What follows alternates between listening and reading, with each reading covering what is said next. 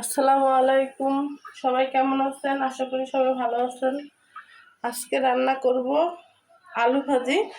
এটা ছোট আলু, ছোট ছোট যে আলুগুলো হয় সেগুলো। প্রথমে দিয়ে দেব তেল।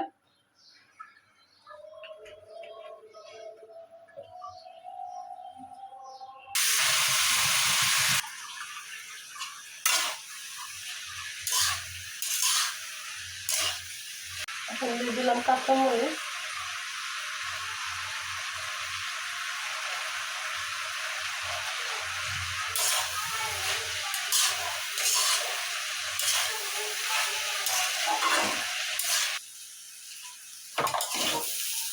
আমার ভাজিটা হয়ে গিয়েছে। এই ছোট ছোট আলু দিয়ে ভাজি করলে এই ভাজিটা খুব মজা লাগে, তো খেয়ে দেখবেন। এই তো এই আলুগুলো ভাজি করেছিলাম, তো কেমন হলো জানাবেন। সবাই ভালো থাকবেন, সুস্থ থাকবেন।